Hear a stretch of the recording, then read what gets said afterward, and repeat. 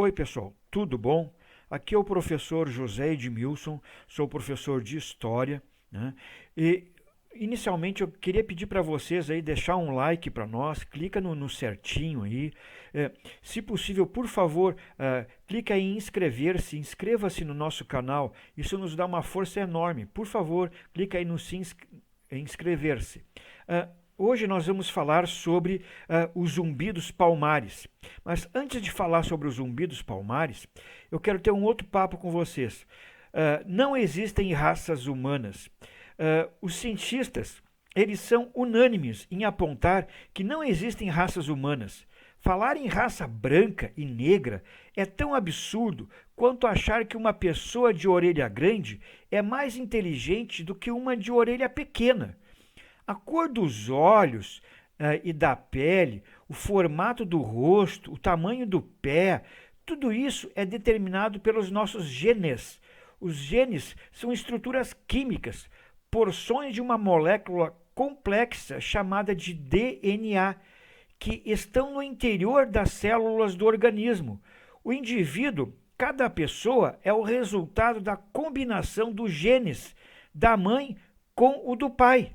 Ou seja, pessoal, vamos tentar ser bem objetivos. Cada um de nós é o resultado genético da mistura genética do esperma do pai com o óvulo da mãe. Então, somos parecidos com os nossos pais, somos parecidos com os nossos avós, nossos irmãos e primos, porque herdamos os genes deles. Cada espécie de animal ou de planta possui um conjunto próprio de genes. São os genes que tornam o tamanduá diferente de um pé de couve. São os genes que fazem os humanos ter nariz em vez de focinho de girafa.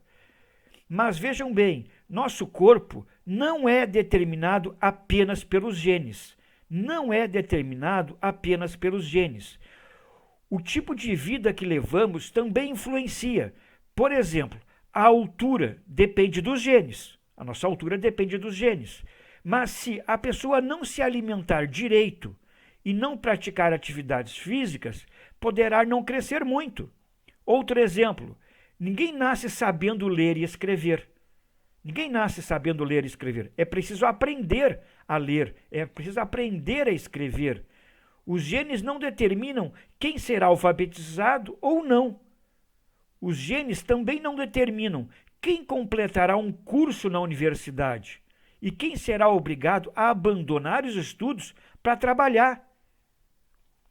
Eu ainda quero colocar uma questão muito importante, lembrar que a Constituição brasileira ela é bem clara. Discriminação racial constitui crime inafiançável. A Constituição brasileira é bem clara. Discriminação racial constitui crime inafiançável. Por isso, você que está nos assistindo, você que é meu aluno, se você presenciar um caso de discriminação racial, reaja. Reaja contra essa injustiça. Primeiro, tente dialogar. Sempre a primeira tentativa é do diálogo. Mostrar que a pessoa não pode discriminar, que essa atitude contraria a ciência. Não existem raças humanas pela ciência, pela biologia. E os direitos do cidadão. A Constituição assegura os mesmos direitos a todos. Os direitos do cidadão são iguais para todos. Caso o indivíduo insista, o cara insiste na discriminação racial, chama a polícia. Chama a polícia e denuncia. Racismo é crime. E o lugar desse tipo de criminoso é na penitenciária.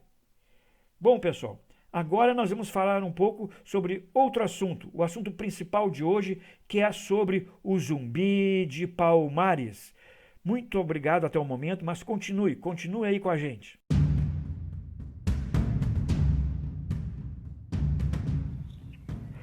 Zumbi dos Palmares. Zumbi dos Palmares.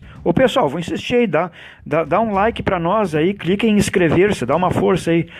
Zumbi dos Palmares foi um dos líderes do Quilombo dos Palmares e ficou conhecido por ter liderado a resistência do Quilombo contra os ataques portugueses no século XVII. Zumbi dos Palmares foi um dos líderes do maior quilombo que já existiu no Brasil, o Quilombo dos Palmares. Zumbi é enxergado por muitos hoje como um dos símbolos da resistência e luta dos africanos contra sua escravização no contexto do Brasil colonial. Foi morto, Zumbi foi morto no dia 20 de novembro de 1695. Então, essa é uma data importante. 20 de novembro de 1695, Zumbi foi morto depois que seus esconderijo foi denunciado. Zumbi foi um dos 3 líderes que se conhece do Quilombo dos Palmares, o maior quilombo que surgiu na história do Brasil. O primeiro registro que se tem desse quilombo remonta a 1597, mas existem algumas especulações que ele tenha surgido antes. Palmares era o nome que se dava ao conjunto de mocambos que o formava. Entre os mocambos que formavam Palmares estavam a Cotirene, Andalaquituxe, Aqualtune. O principal deles era Cerca Real do Macaco, muito conhecido também como Mocambo do Macaco. Esse era o centro político de Palmares e chegou a contar com até 6.000 habitantes. Ao todo, fala-se que o complexo que formava Palmares possuía cerca de 20.000 habitantes. Cerco Real do Macaco era protegido por uma paliçada, cercado de armadilhas como garantia de segurança. Todos os outros mocambos eram ligados à Cerca Real do Macaco por meio de estradas que se estendiam na região da Serra da Barriga, local onde ficava o Quilombo dos Palmares. Essa região, na época, está vinculada à capitania de Pernambuco. Então, Pernambuco. Palmares teve de lidar com as expedições organizadas por portugueses e holandeses, que queriam destruir o Quilombo. Portugueses e holandeses que queriam destruir o Quilombo. No período da invasão holandesa, Palmares prosperou, mas depois que os holandeses foram expulsos e as expedições portuguesas tornaram-se cada vez mais frequentes e resultaram no seu aniquilamento. A destruição de Palmares aconteceu com a expedição de Domingos Jorge Velho. Gravem bem o nome desse bandido, Domingos Jorge Velho. Bandeirante contratado a peso de ouro para atacá-los. Suas tropas eram formadas por milhares de homens. Especula-se que 9.000 homens e equipadas com canhões. Depois de uma luta intensa, Cerca Real do Macaco foi destruído em 1694, forçando os sobreviventes a fugirem. Vamos falar um pouquinho sobre a vida do Zumbi. Sabe-se muito pouco sobre a vida do Zumbi. No entanto, a pesquisa histórica procura desembaraçar algumas informações a respeito da biografia dessa grande personalidade, dessa grande personagem da história brasileira. As profundas lacunas a respeito da vida do Zumbi estão em torno da sua vida pessoal. A respeito de sua infância, o único relato existente é do jornalista Décio Freitas. Importante, o Décio Freitas tem com as suas obras, com seus livros de história. Nesse relato, o jornalista afirma que Zumbi havia nascido livre em Palmares e acredita-se que tenha sido capturado quando tinha por volta de 7 anos e entregue como escravo a um padre, ou seja, ele pertencia a um padre chamado Antônio Melo. Uma vez escravizado, recebeu o nome de Francisco e aprendeu a falar português e latim. Ou seja, o padre, no caso aqui, o padre Antônio Melo, que ensinou português, ensinou latim, aos 15 anos, ele teria fugido do padre e retornado a Palmares, onde se tornou em um importante comandante militar dos palmarinos. Essa versão clássica da infância de Zumbi não é levada em consideração pelos historiadores e é tida como improvável porque não existem evidências que a comprovem, além do próprio relato de Décio Freitas. Outra coisa que não se sabe é se Zumbi teve esposa e filhos, apesar de existir uma carta escrita pelo rei português Dom Pedro II para Zumbi sugerindo que este os tinha. Nesta carta, Dom Pedro II oferece perdão a Zumbi pelas ações por ele realizadas contra colonos portugueses. O rei ofereceu o perdão desde que um Zumbi aceitasse ser súdito e o faz por meio deste convite. É o rei, faço saber a vós, capitão Zumbi dos Palmares, que hei, por bem perdoar-vos de todos os excessos que haveis praticado. Convido-vos a assistir em qualquer estância que vos convier, com vossa mulher e vossos filhos, e todos os vossos capitães, livres de qualquer cativeiro ou sujeição, como meus fiéis súditos, sob minha real proteção, do que fica ciente meu governador, que vai para o governo dessa capitania, para que o cumpra e guarde. Este aqui foi um trecho, de uma carta, então, do Dom Pedro II ao Zumbi, que dá a entender que ele tinha mulher e filhos. Dessa forma, sabemos que Zumbi nasceu de fato no Quilombo dos Palmares, em 1655. E muitos dizem que ele teria sido sobrinho de Ganga Zumba, sobrinho do Ganga Zumba, outro líder importante de Palmares. Apesar disso, existem alguns historiadores que apontam que a nomenclatura Zumbi, como sobrinho de Ganga Zumba, pode ter sido apenas uma simbologia para remeter ao fato de que o primeiro era protegido do segundo. Sabemos também que Zumbi era um general do Quilombo, dos Palmares, e os relatos portugueses destacam a atuação na resistência dos palmarinos. São esses relatos que ajudam a construir a imagem de Zumbi como um grande líder. Sabe-se também que o nome Zumbi deriva de Nuzumbi, termo africano que significa fantasma. Então, Zumbi é um termo africano que significa fantasma. É na atuação de Zumbi como general que está uma das grandes polêmicas de sua vida, o desentendimento com Ganga Zumba. Em 1678, o líder de Palmares era Ganga Zumba e, em meio a décadas de lutas, esse recebeu uma oferta de paz das autoridades coloniais.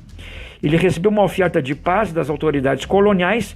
Nessa proposta, o governador da capitania concedia a liberdade para os nascidos em Palmares, mas todos que fossem fugitivos deveriam retornar a seus donos. E, se o líder palmarino aceitasse a oferta, os nascidos em Palmares poderiam viver sua liberdade em Curuá, como súditos da coroa portuguesa. Ganga Zumba teria acertado essa oferta e aceitado mudar-se. Então vejam bem, Ganga Zumba teria aceitado, e teria acertado essa oferta e aceitado mudar-se. Mas Zumbi, indignado, teria defendido que a liberdade fosse uma conquista para todos. Assim houve um racha. Assim, acredita-se que Zumbi, ou um dos seus aliados, tenha assassinado Ganga Zumba. E especula-se que isso aconteceu por meio de envenenamento. Então, depois da morte de Ganga Zumba, seguiu-se um conflito com Ganazona, irmão de Zumba, e Zumbi declarou-se líder de Palmares. conduziu a resistência palmarina nos anos seguintes, até a capitulação final do Quilombo, quando as tropas daquele bandidão, as tropas do Domingos Jorge Velho, atacaram e destruíram o cerco real do Macaco. Vamos falar um pouco sobre a morte do Zumbi. Depois do assolamento de cerca real do Macaco, Zumbi fugiu. Durante muito tempo, acreditou-se que ele teria cometido suicídio durante esse ataque, mas foi comprovado por estudos feitos nas últimas décadas que ele fugiu nesse sentido. Zumbi viveu cerca de 1 ano e meio embrenhado no mato e sobrevivendo de pequenos ataques. Viveu embrenhado no mato, sobrevivendo de pequenos ataques realizados por ele e seus companheiros sobreviventes. Em 1695, ele teve seu esconderijo denunciado por seus companheiros, chamado Antônio Soares, um dos seus companheiros chamado Antônio Soares, que foi capturado e torturado. Zumbi, então, foi emboscado e morto. Ele teve sua mão cortada e a sua cabeça foi decepada. Cortaram a mão, deceparam a cabeça, salgada e levada para Recife a cabeça dele, onde ficou então em exposição em praça pública. Vejam bem, não basta matar o cara.